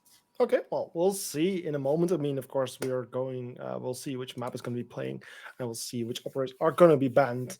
But yet again, let's just talk about the importance of this match. We have already spoken about it in the previous, during the previous match and during the pre-match. But here you can actually see the standings. Of course, these are not updated after the previous match we have just seen. But yeah, we've just seen Odessa lose their match against Kanji, meaning Odessa hasn't gained a single point. They're still on 5. And Eagle Empire, currently in the 5th spot, is just only 1 point behind Odessa, and it's 2 points to overtake them. This is the final match for Eagle Empire. They are matched against Pyra, which is one of the better teams in the group, but there is an opportunity here for them to leave the 5th spot and to overtake Odessa and become their 4th in the group and qualify for the next stage. Something to say here as well is if EE go to overtime and lose, Yeah. they're Yeah. done. If they lose at all, they're done. Yeah. I mean, If they make overtime and make an overtime win, they're through. Yeah, That's all they need. They need Yeah. an overtime or regulation win in order to overtake Odessa in the standings and be able to actually make it. At the moment, we have Kanji and Misclick at the top of the tables who are tied on both round difference and also points. So we're going to have to figure out what's going on there. But everyone else seems to just be sitting in a bit of a vulnerable position apart from Pyra. Pyra are relatively safe either way. Well, they're completely safe either way. Yeah, surely. One thing I want to point out, there is technically a chance for Eagle Empire to still qualify and overtake Odessa, even if they lose in overtime, because then they will earn 1 point and get on the same points as Odessa has. And but they lose on round difference. Could work in the round difference, because I think Odessa is now only on a round difference of +1 after the previous match. Yeah, but with E's round difference being 0 from the get-go, if they lose by any means, then their round difference goes to -1, -2, whatever. Oh, right. So they lose out on round difference either way. That's why I brought up, like, they need an overtime win or a regulation win. Otherwise, they're done. My bad. I'm just talking complete bullshit here. Indeed, It's okay. Empire needs at least indeed an overtime win. So like let's say like a 6-8, or sorry, 6-7 or a 8-7 score in this case. Well, I think there is a chance for them to do it, but it will be extremely hard. But let's see what our community is thinking of this match. Because as usual, we do our little Twitter prediction, and the outcome is very one-sided for the side of Pyra. 87% going to their side versus only 13% going to Eagle Empire. That's not looking great for Eagle Empire there, I must say. Well, Eagle Empire has been a team that, though they've struggled throughout the league, in quite a lot of their rounds, they have showed real promise. And I imagine that if there's going to be an underdog win today, it's probably going to be an EE's game, because some of their players, as I've said, have shown real potential. And I think that it could definitely go their way if they are feeling themselves, and maybe they'll get a little luckier as well if Pyra really aren't. Yeah, and there's one interesting fact to share as well, is that Pyra as a team is currently in a bit of a strange situation. They have kind of decided to disband. They have decided, however, to still finish up ESA as a competition, to go on as long as they can. But in other competitions, let's say like RSX or Amnesty, they've either lost there already or they forfeited, and they're basically not participating anymore. ESA is the only competition they're still focusing on, but they already have this mindset like, hey, after this, we're done, we're quitting as a team, or at least we're, like, some players might still continue, but some players might not. But either way, as Team Pyra, we won't see them anymore. And this, of course, could have some influence on the way they play, their motivation, their behavior within the team, the team feeling. So that is one of the interesting things to point out for Pyra. They're still a great team. They're still very capable of winning this match very easily.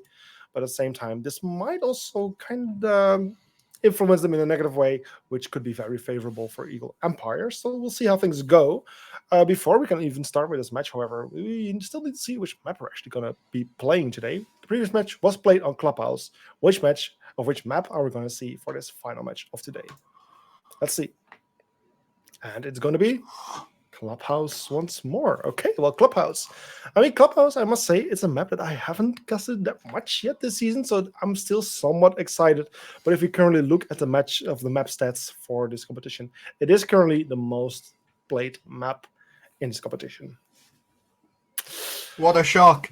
Yes, it's an interesting map. I mean, it's one of the older maps in the map pool.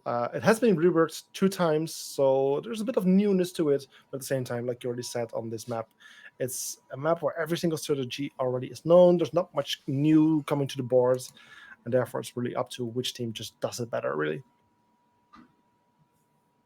So yeah, that's Yeah. Pyra, a bit of a newer team. Like I said, not in the best condition maybe at the moment. While Eagle Empire also has been struggling in the past. They don't seem to have too much experience in Clubhouse. I'm not sure in what extent you have been doing some digging on Eagle Empire. But at least this season within ESA Cup Season 6, they haven't played it yet. Well, see, the problem is I don't know a grand amount about their console team, Yeah.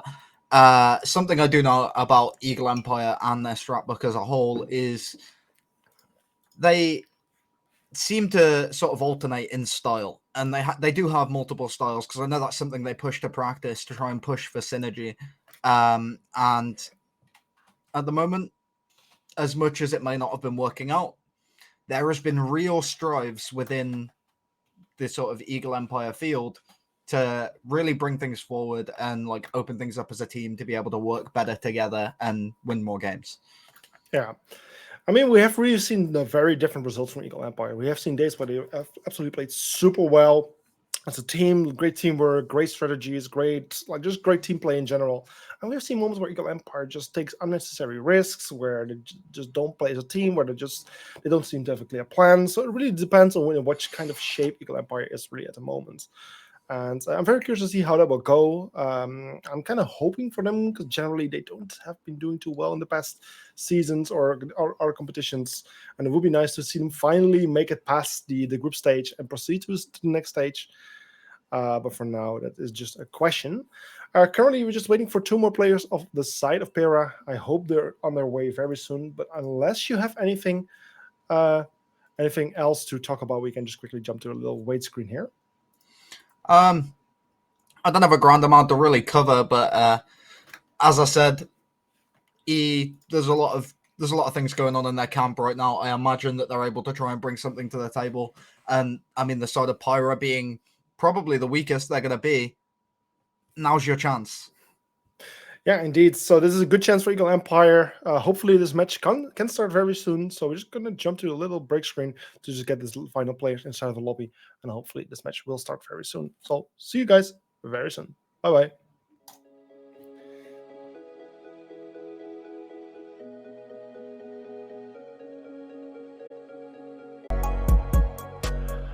And thank you for the long wait. It just took a little longer, but in the end, the match is finally ready to be played. We're loading in right now as we speak, going back to Clubhouse, where it's going to be Pyra versus Eagle Empire, with Pyra as Team Blue on the offense and Eagle Empire as Team Orange on the defense. Well, Nash, this is the moment of truth. Is your operator ban prediction coming true? Is my ban prediction true? I'm assuming I'm wrong, but wait, I predicted a Thatcher ban as first ban. It's an IQ. What? Oh my goodness! Wait a minute. All right, this might be the most wild set of bans we've seen. Yeah, maybe they're just trolling with you. Maybe they have read the Twitch chat and just Nash, fuck you. Your now prediction. They're just bullying me. Yes, this is rude. Yeah, and IQ is certainly not a bad operator, but one that we don't see that often. We haven't seen That's the ESA that they normally ban. Yeah, she hasn't been banned a single time yet this season, so IQ is a bit of an odd one. Oh, that means they're going to ban Solace next. They always ban Osa Solace on the side of Pyra. Well, From what I've seen. Like, they have a very large preference towards banning Osa and Solace. Okay. Which will make the CC cash site a bit safer to play as a defender. Oh, they went for Fenrir. Okay. Well, yeah. my bans are the wrong way around, but I think Solace is still going, so I think the only ones I was wrong on were the attacker bans. Unless Solace doesn't get banned, then I'm like completely thrown out the window. But I imagine she will be. It's Azami! Alright, no, okay, well, I'm done. I'll give up on predicting things. Yeah, it might be better for you. Bro, me and Rednax were both like dead wrong, I think. I'm not sure what Rednax predicted, to be honest. Rednax predicted Hibana or Jackal for EE, definitely, on attack. And then Defenders, protect Valk your maybe on bombs from being defense. used by attackers. Interesting. Okay. So we were both dead wrong. Yeah. I got one ban right, and that was Fenrir, and it was the other team that banned him. Okay, interesting. We were wild. Yeah, so yeah, as we're now starting with the first round of this final match of the day, it's Eagle Empire on the defense, and just starting out with the Jim Master Bedroom Bomb side, an interesting one, a funny one, a very enjoyable one to watch. And Mira is one of the operators, the key operators potentially that's being picked together with the castle, which can also make things a bit more difficult for the defending, for the attacking team. Extension happening there towards the eastern side. What does this say to you, Nash? 5 seconds to insertion. Well, with the extension over towards the Cash CC side, I imagine that there's probably going to be a player hanging around on the red stairs. They've brought along the Frost. The Frost has already placed their shield, but realistically, I imagine like there's going to be. Oh, actually, they're not opening the rotate into red stairs, so I think it's actually going to be like one player maybe playing around there. Oh, they are now. I was going to say maybe one player not. playing around there, or not. I don't know what's going on. Yeah, and there I'm goes just the being bullied. I'm just going to give up. Yeah, I was about to say, there goes the final reinforcement. No reinforcements remaining to reinforce this this exterior wall there towards construction. So that's a big opportunity here for Nordios, the Buck, to open this up very easily and very early on for his team. Just have this extra entry point. And at the same time, we can hear the Termite open up another wall there towards the CCTV area. And the first attacks already making their way in and getting the first bit of control here. Yeah, I don't want to make any more predictions because I've just been wrong every single time. Was that like some kind of... Was that the Diana's own nade that hit her? Yes, I think they were trying to take out the castle barricade with a nade, and unfortunately it didn't connect properly. I think that's what happened. Unfortunate, but fortunate for EE, I guess. Surely. One. Yeah, sure, but meanwhile the members of Pyro are already putting lots of pressure, getting quite a bit of control, but it's vital stopping Pyro in their success, taking out Sushi already pretty early on. But attackers, they have opened up quite a bit of things, they have the things they need to take some control over construction. One of the difficult things is, another difficult thing is that Zari is playing downstairs and finds one from below, but also the mirror window that's probably placed there in the logistic office. I mean, which makes it very difficult to cross that. In the couple Eagle Empire games that I've watched, Zari has been phenomenal below with this pulse shotgun, and I think that's just going to come to fruition now. I think that's something we're probably going to see when they play basement, and he's going to be doing it towards kitchen. I think it's something we're going to see across both of the top floor sites, whether they play them or not. But now it's just a 1v4. Senzo going to be trying to locate any of these players, but as he makes his way over towards the Logi side to drop down the hatch, he is going to find one. That's going to be Zeri going down, but half HP on this Nomad now as they do make their way back up the red stairs. They're going to be moving out into Cash, and what do you think? I'm a little confused. For a second I thought I was going to commit suicide with the bridging charge, but that doesn't seem to be happening. But he does find the headshot there on Robson. The Frost just waiting there in the bathroom, and just unfortunately losing her life in a very unfortunate way. With 14 seconds, there is a bit of clutch potential here for Senzo, but he needs to be very careful and very fast. But unfortunately, no, the Mira finds Senzo, takes him out, and this is the first round going to the defensive team of Eagle Empire, putting the score on 0-1.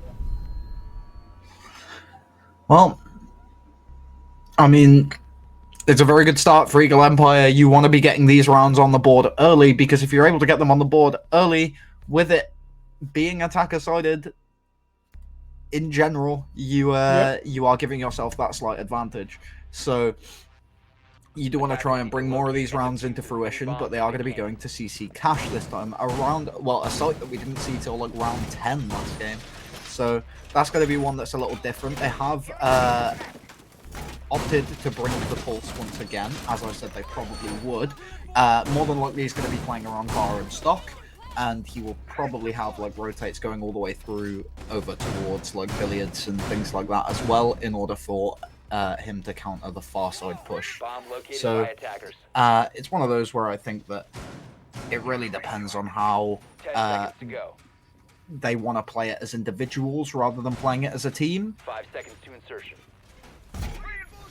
Yeah, But- it's just for Eagle Empire up to defend this bomb site. One that a lot of teams tend to avoid these days, but Eagle Empire seems to be confident on playing here. So we'll see how they do. Most of the walls, exterior walls, have been reinforced. Pretty much a very common setup here. Nothing too out of ordinary. Just the pools, I guess, that will be one of the forces that they need to reckon with. But then there is the Montaigne. One operator that we didn't get to see the previous match, but we will see right now. And yeah, we talked about it, how strong he can be in taking control over the catwalk area. But currently the Mozzie is playing. We'll see how successful he will be.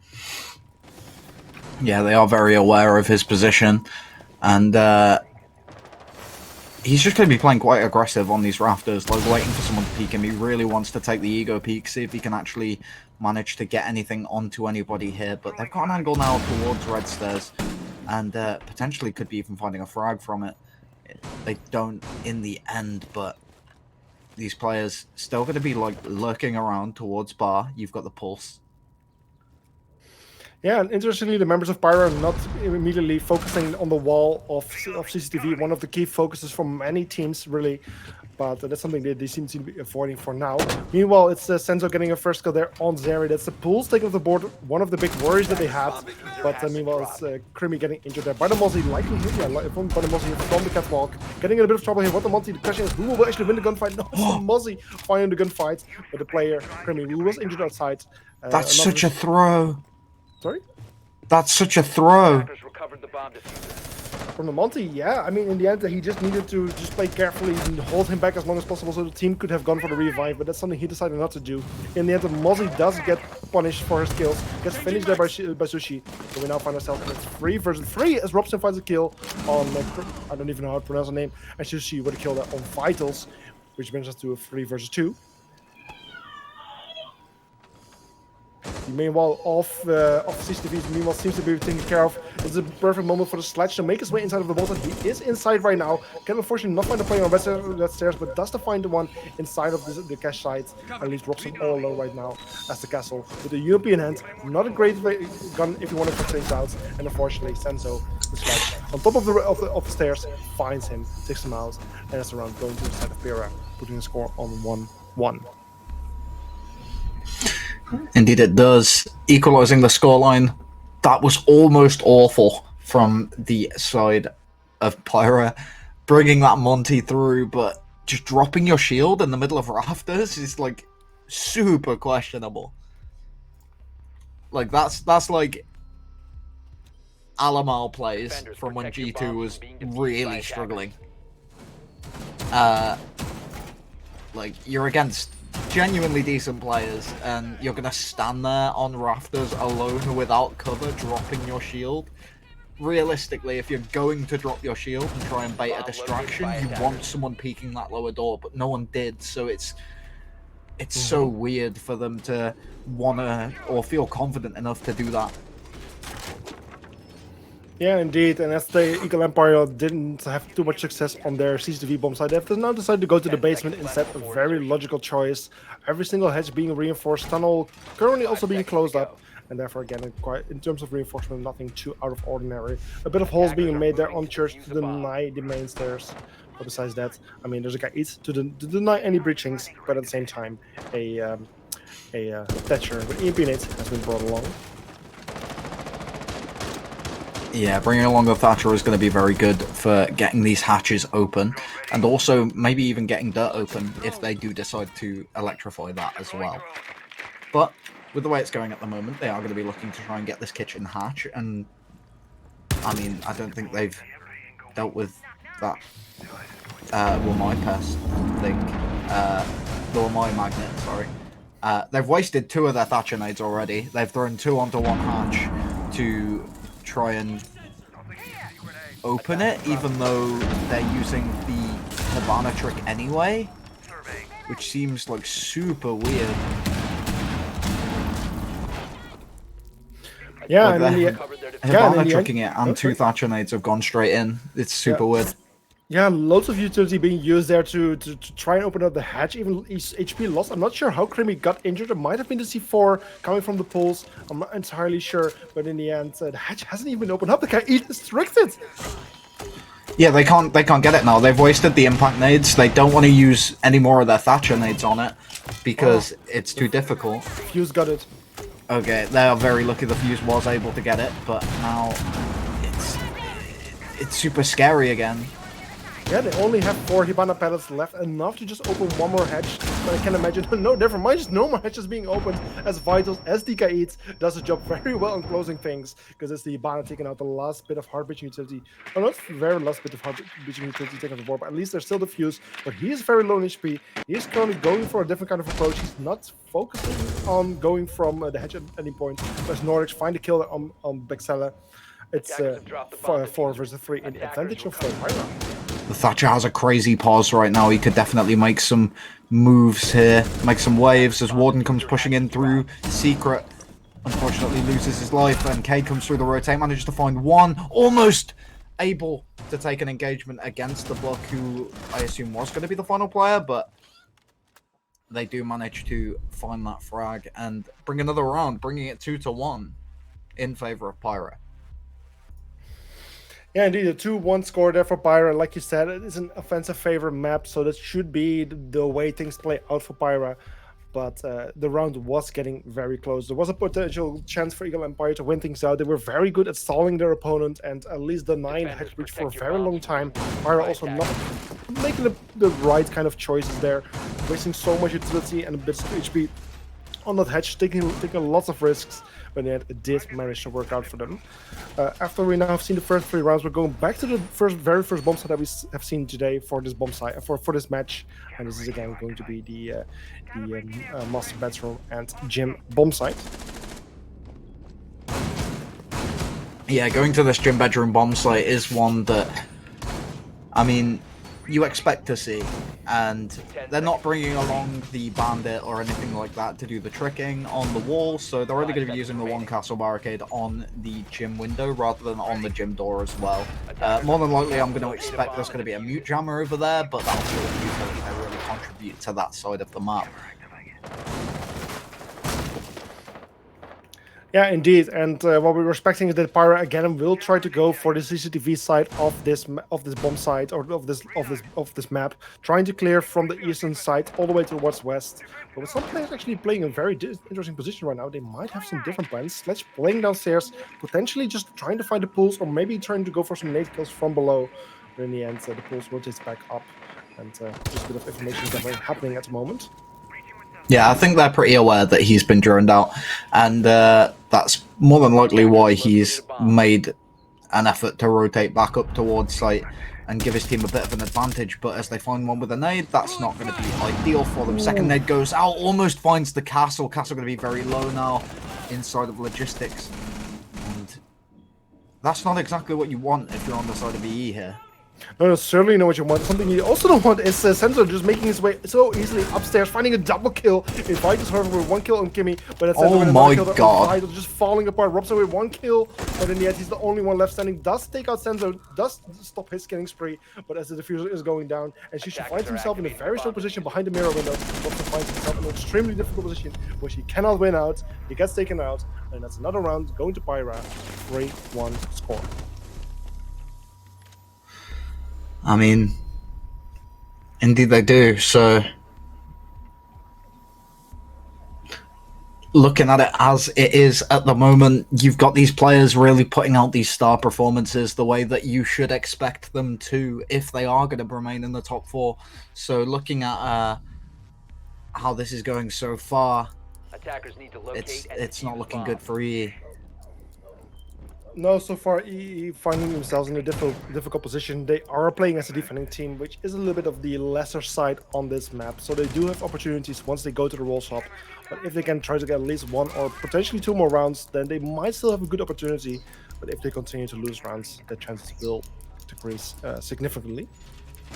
It looks like, well, I assume I'm probably going to butcher this name because it might be a different letter, but I'm assuming Bailey is bringing along the Solace, and now they're going to be playing a lot more active towards the kitchen side.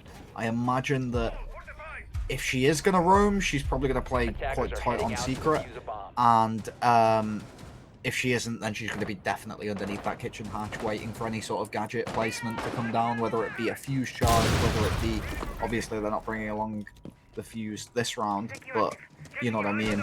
With them bringing along the Lion and the Dekebi as well, that's going to be a very big thing for them with having this Solace on side. They are going to be going for a dirt rush. They managed to lose 2 straight away, find one onto the Valkyrie. The Solace gets downed as well, and now it's going to be a 3v3 in this situation where Habana makes her way all the way through to site, gets cleaned from the side after finding the trade onto Cade, and now we see these players that are very low on HP just try and take a few more engagements, but it looks like they're just going to be dipping away from it.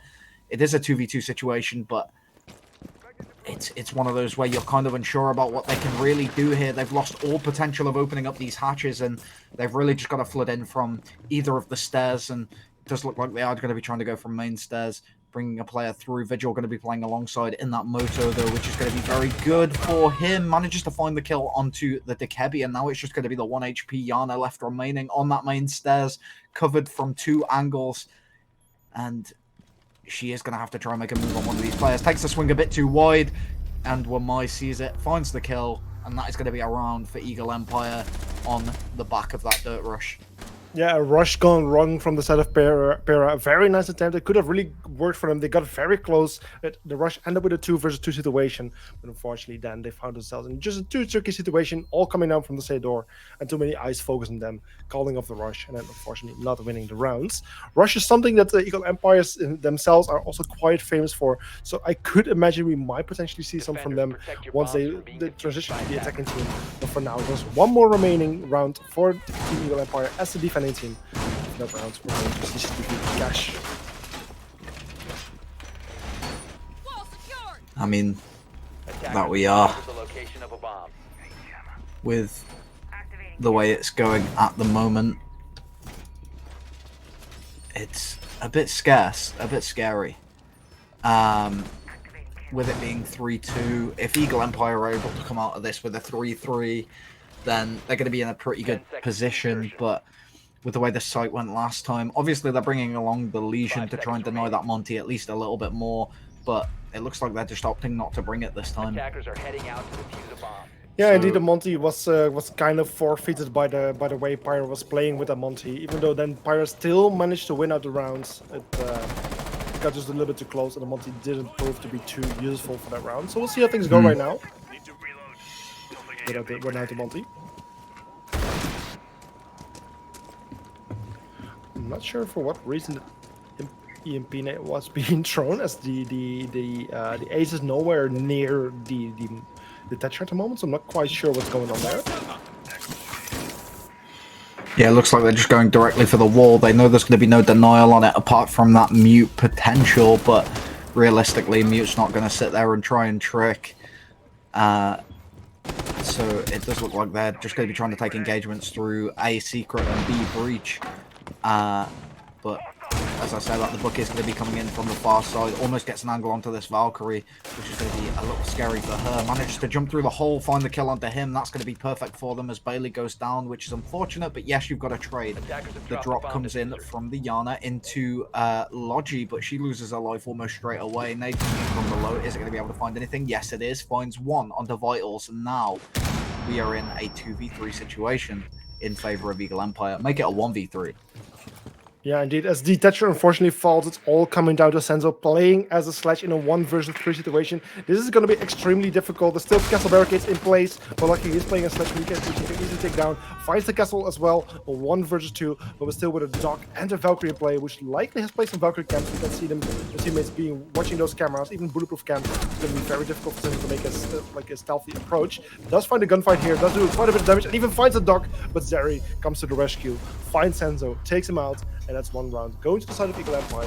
And with an equal 3-3 score, we're going to the roll stop, where Eagle Empire will not be playing as the offensive team, which provides some pretty good opportunities for them here.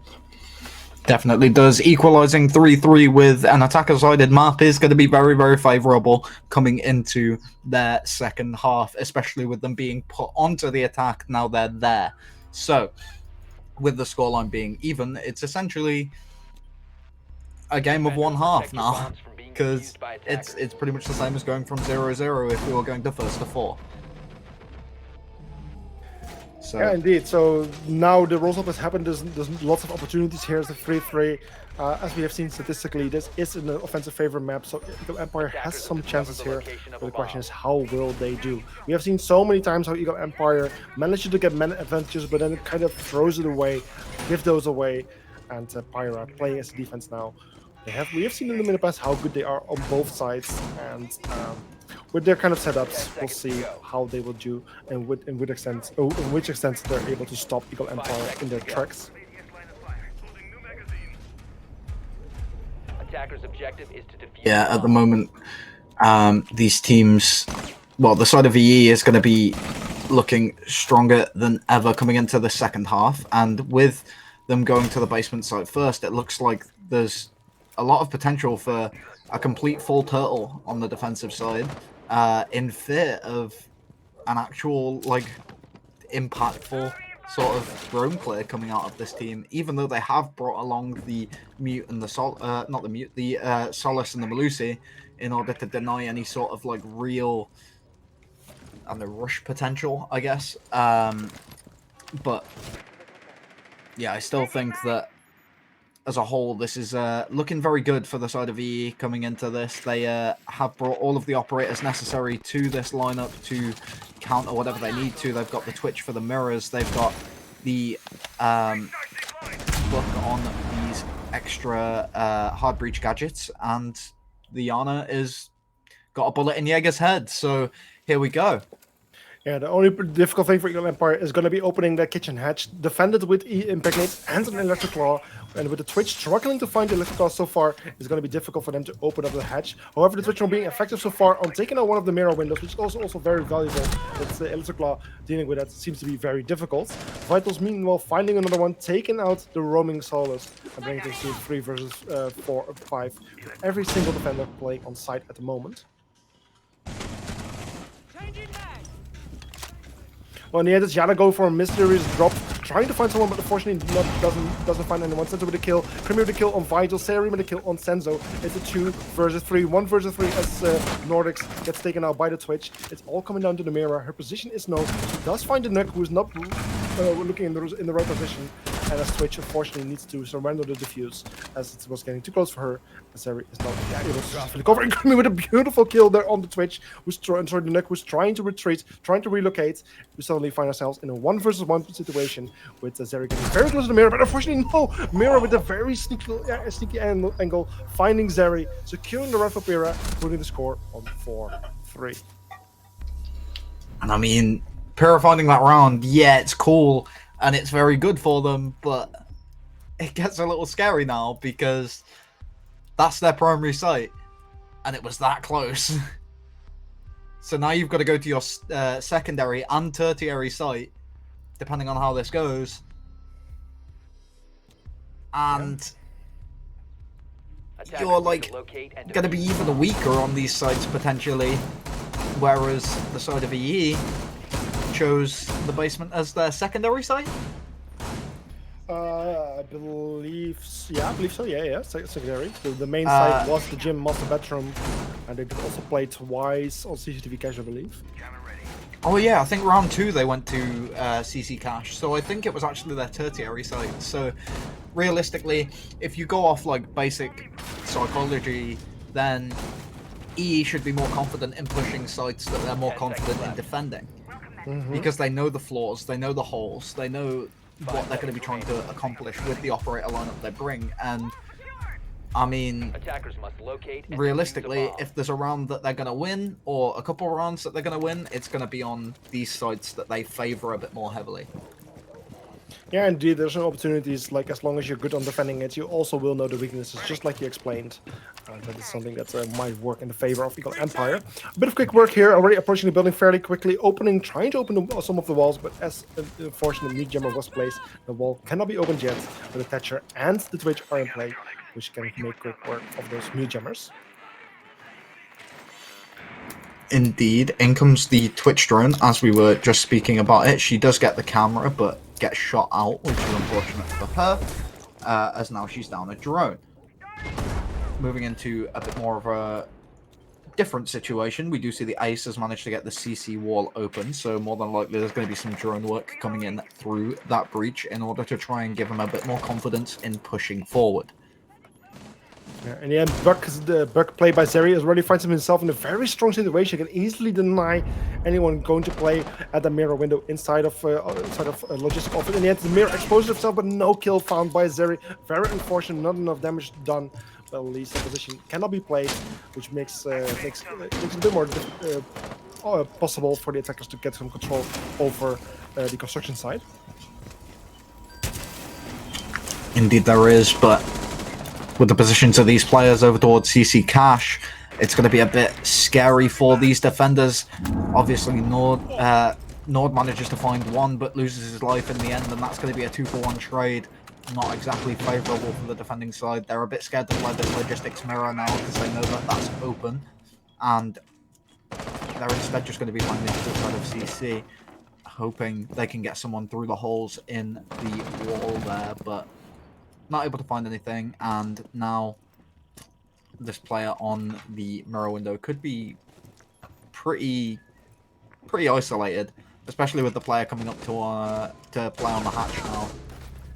Yeah, things are, however, not going the way of Eagle Empire at the moment. Robson was injured, but has been revived right now. But we find ourselves in a 3-versus-3, a very tricky situation with the Jaeger still in the position behind the mirror window. A strong position, but in the end he exposes himself, gets damaged quite a bit, but still manages to survive somehow with the mirror window. That's being dealt with. The mirror window is no longer attacked, so the strong position is now being lost. But the Jaeger is still laying there, and as long as the Jaeger is laying there in a position, it's very difficult for the members of Eagle Empire to push any further. And this will be a very tricky thing for them to deal with. Attackers drop the diffuser. 15 seconds. And yeah, this coming with a kill there on Vitals. Is a 3-versus-2, only 2 members remaining. Robson unfortunately gets taken out, and Sushi fights is 2 in total. Zeri also being taken out, and that's another round going to the side of Pera. 2 rounds on the defensive side of Pera in a row, putting himself on a 5-3 score. That genuinely went so well for EE in the first half of that round, but then ended up kind of crumbling a little bit as they weren't able to retake positions that they'd already sort of established a little bit of control over. If they'd have just committed a player to standing around and waiting on that breach that they had into construction from the outside, they probably could have actually denied that mirror window play as a whole and been in a bit more of a better position coming into the later half of that round. Yeah, indeed, and that's now where Pyra has won 2 rounds in a row. We will be going to the 3rd bomb site for their choice, which in this case is going to be the CCTV cache bomb site. Played twice by Eagle Empire. It's now up to Pyra to go for the defense here. And, as this is presumably their least favorite, there's surely a chance for Eagle Empire here to finally win a round after losing 2 in a row and bring things to a 5-versus-4, right? 10 seconds to I mean, they would sure hope so coming into 5 seconds remaining. this round now, as I mean, Pyra is only 1 round away Attackers from securing themselves at least match point, and that's where it gets truly scary for EE, because they need an overtime win or a regulation win in this match, and if it goes to match point this early, EE are going to be really struggling, and they need to have a phenomenal comeback in order to be able to actually get some traction in this game. Yeah, and talking about this round where Eagle Empire needs to make things work, things are not starting out the way. They're hoping to Zeri already getting taken out very early on by the Monty, even rage quitting right after that, before being thrown virus, luckily being able to avoid that. Otherwise things would have gone very south for Eagle Empire very soon. But with a 5-versus-4, things are still tricky. But one good thing is that they managed to open up the wall, which does provide opportunities. But yeah, those holes work both ways. Shoot with a kill on Rush, Nordic with a kill on Vitals. Things are just completely falling apart for Eagle Empire right here. It's a 5-versus-2 situation. And there's just 2 members standing. 1 member standing as the Ash also falls. It's all coming down to Yana, whose position is known. I guess this round will be a Eagle Empire. Well, probably not, as he does manage to find one, loses his life, and now it's going to be match point for Pyra, with Zeri returning to the matchup. Looks like he probably had some sort of internet connection issue. It seems more like a rage quit, if you ask me, actually. Yeah. No, there's no shame in hiding that one. I mean, the way he got taken out very early on there by the Mozzie. Did he just leave the game again? Yes, he just left the game again. Okay, I'm quickly gonna pause it just to make sure he gets a chance to rejoin. But yeah, it was very clear. He was taken out by the Mozzie by his spawn peak, and I guess he wasn't too happy about it, and therefore left the game. Unfortunately, he just rejoined, but left again. I'm not sure if there's any issues. No, he's telling me to continue. Okay, it's gonna be a 5 versus 4, and Attackers need to locate I and guess defuse as Eagle many bombs Empire as they can. is giving up. Very potentially. But if Eagle Empire are able to ego this into something that probably shouldn't happen, there is a lot of potential for us to actually see some sort of real phenomenal outbreak in the rest of this game, even though it is currently match point in favor of Pyrrha. Yes, and with a 5 versus 4, I mean, this will be very tricky for Eagle Empire, but not impossible. I mean, we have seen plenty of times how one player already loses his life very early on, and it's already 5 versus 4 within the first minute 5 seconds or left first before seconds insertion. even, and then how still the 4 remaining players still manage to work things in their favor and clutch things out. So this is potentially the final round, but we'll see how the 4 remaining members of Eagle Empire will do. We do see a bit of an aggressive lineup with for example, in this case, in Amaru. Amaru, I'm not 100% sure how she's going to be too useful on the basement bomb side, but we'll see. But for now, yeah, we'll see how Eagle Empire is going to approach this bomb site. And, well, Nordics is waiting for them, takes one out, but then there's Rush immediately with the refrag, takes out Demon Lucy, and brings things to a 4 versus 3. There is going to be a player coming forward on the secret area. They've managed to get a bit of control over there now, as it looks like the Amaru wants to try and maybe take a peek onto an aggressive angle. In comes the Solace, managing to find 2. It's now 4 versus 1. It's not impossible, but Robson, you've got it all to do now. Looks like he's just drawing circles. Yeah, Oh, no, it's he's a drawing GG. GG. Yeah, GG is going to commit suicide in this case, just ending the suffering of him and his own team very early on. And unfortunately, this is where the story of Eagle Empire ends for Season 6 of Eagle Empire. They now have officially been eliminated, and their opponent, Odessa, is officially making it into Stage 2. And talking about this MVP, about this Elite, one that we don't see that often. Yeah, Kate Elite. This goes out to all my support mains. Woo! But yeah, a 7-3 score for in the favor of Pyra. Something that Eagle Empire was not looking forward to. They did do very well in the first half, I must say. Like a 3-3 score going into the split, going to the offensive side, which should have favored them, but unfortunately not being able to secure a single round since that moment. And yeah, Pyra 7-3 win. Yeah, very unfortunate for the side of Eagle Empire, but with Pyro managing to actually secure that victory, it is going to allow them the safety of remaining in the top 4, and it is going to confirm their spot. So now, in the top 4 in order, well, I say in order, like the top 2 teams aren't tied in Group A. We have Misclick alongside Kanji, who is tied with them. Odessa are placed just under Pyra. Oh no, Pyra actually go up as well to 12 points. So I think the top 3 are now actually tied. No, I think Pyra will have a round advantage in this case, right? So Pyra is going to be team number 1. I think Pyra is going to be team number 1, as you said. Then probably Kanji number 2, as they played against Team Misclick before and won against Team Misclick. So I guess that's one of the follow-up tiebreakers. I'm not 100% sure, but it might be the head-to-head in that case. Like how those two teams played against each other. I'm not 100% sure. So likely it's going to be Pyra, then Kanji, then Team Misclick, and then Odessa for this group. Yeah. I think. But and then obviously the Team Misclick in 5th and 6th, we Yeah. have Eagle Empire and Synergy. Obviously, that means relegation. No, it doesn't mean anything. It just means complete elimination. And for a future season, if they want to requalify, they just need to sign up again or whatever the format is going to be. Maybe there's going to be qualifiers. Maybe there's going to be some invitations. You never know.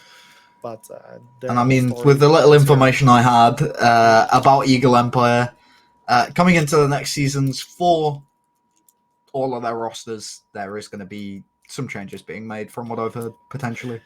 Yeah, but I know from Eagle Empire, I guess this potentially would even mean the end of this team. I heard some things about how like this potentially would be their final season, and it's not. It has unfortunately hasn't gone their way. And the question is whether we will see Eagle Empire returning in the future, or potentially just some of the players who are still interested in competitive play. But for now, that's it for Eagle Empire for this season. They unfortunately have been eliminated, and yeah, that is it for today. We will be back on Wednesday with 3 more beautiful matches on Group B. Like I explained before, Group B is already kind of decided which teams are going to the next stage and which teams have been eliminated. So the only important thing for Wednesday will be which team will be ending up in which position, which will in the end decide their seeding for the next stage. So for now, this is it for me and Nash for today. We want to thank you all for watching, and every player and every team in Group A, thank you for participating, and we'll see you all back on Wednesday. Good evening. GG's. GG's.